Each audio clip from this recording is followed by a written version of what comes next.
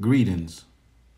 This is your brother, Emmanuel Shahid bin Avraham. And I come to you today with pain, suffering, misery, discomfort, anger, and so many other words that I do not want to use. But I come to talk about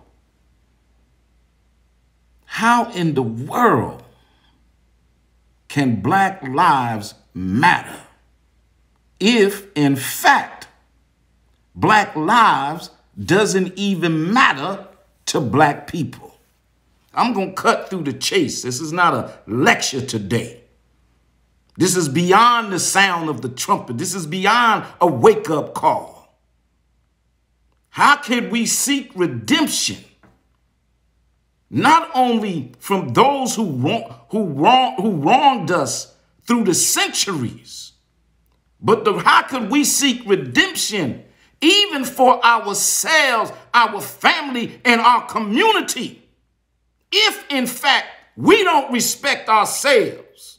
So how in the heck do you expect for somebody else to hear our cry and respect us? And for those of us who endure crying from the wilderness to the master of the universe. But when we don't even respect ourselves, that we can kill each other with no pain, no remorse, here in Atlanta, Georgia, 7-year-old baby,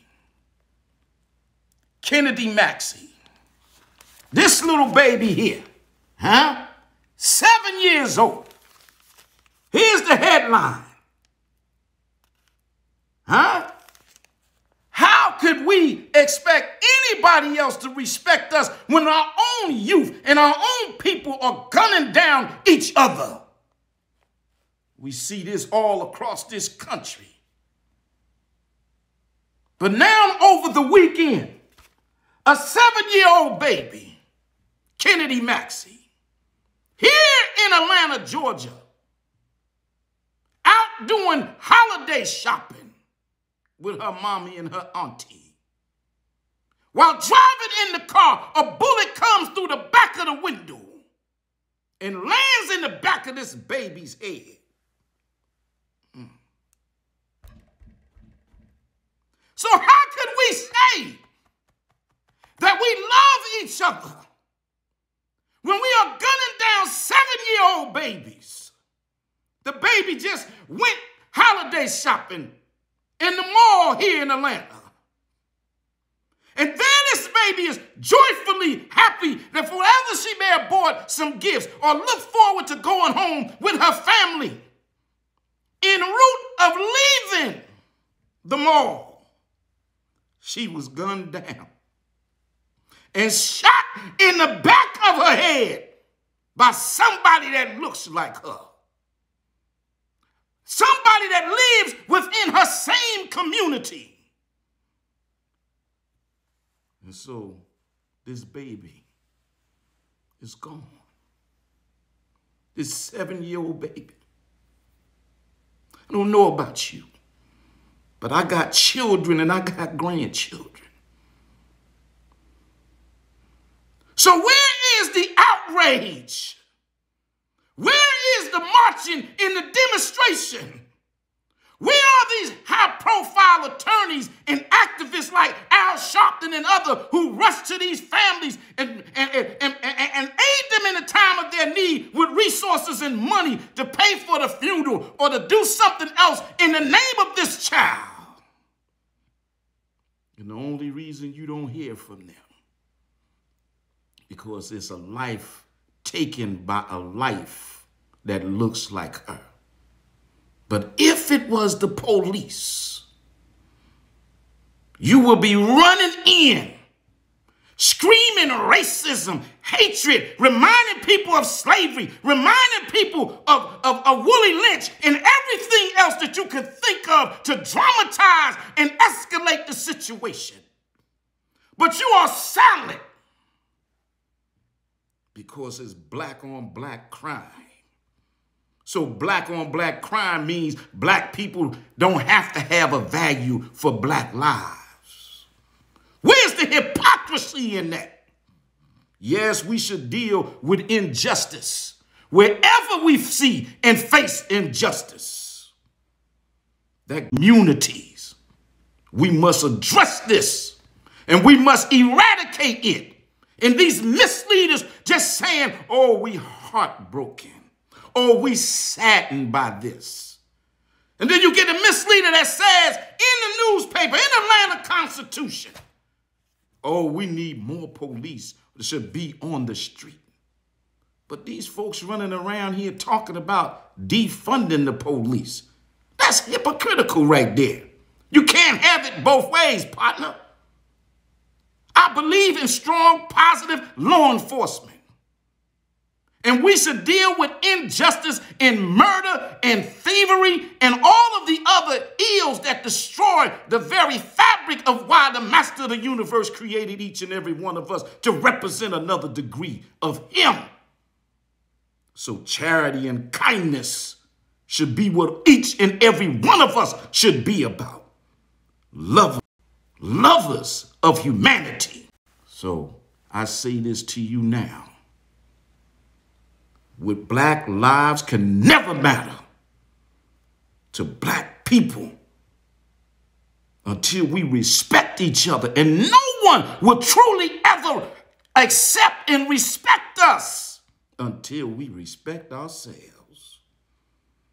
And I say this, these high-power attorneys, you know why these activists and these social media activists branding themselves and talking like they care about our people, but they are silent about this. Why you don't have the same vigor, the same energy, for this kind of killing in the black community as you have for when it's police brutality? Because it gives you highlights, it gives you headlines, it gives you name and notoriety. Self-grandizement. That's what I said, doggone hiccup. So I say this to you, and the reason why they don't come in now, because there ain't no money to be made off of the death of Kennedy Maxey, this 7-year-old baby, shot down and killed. While driving home, a bullet came in the back of her car window and struck this baby in her head. And I call for those in the streets. I call on you now to help turn these individuals in that is responsible for this. And they must face their day and their judgment. Oh, they're going to face the judgment in the jails. But they got to face a higher heavenly court for this act and this murder and this killing of this baby. It is time that we wake up and stop being used for suckers and pawns in a bigger game that means nothing to us and have never done anything for us. It is time we protect our own community, and it's time we become responsible for ourselves. So I leave you now as I came before you in peace and blessings. But what is happening all across our community and what happened to this young baby, this baby right here, look at her. Look at her. They took her life. We can no longer be silent. And I pray that we wake up. And if we have not noticed that the master of the universe, who's in control of everything that took place in 2020, then I pray that he have mercy on you for the wrath that is coming in 2021. May God bless. May the master of the universe bless each and every one of you. But it's time, man. We get up and we do something about this. And these misleaders, We can no longer allow them to speak for us. We need a new consciousness. We need a revolutionary consciousness in our community that is objective, and not out of emotionalism. And we shall always keep our pain in front of us. I leave you now. Take care. Peace and blessings to each and every one of you. Hug your children, hug your grandchildren, hug your wives, hug your girlfriends, hug your boyfriends, hug your auntie, your uncle, hug your friends. Go to your neighbor that you got a beef with and atone for that. That's the kind of love for humanity we need today.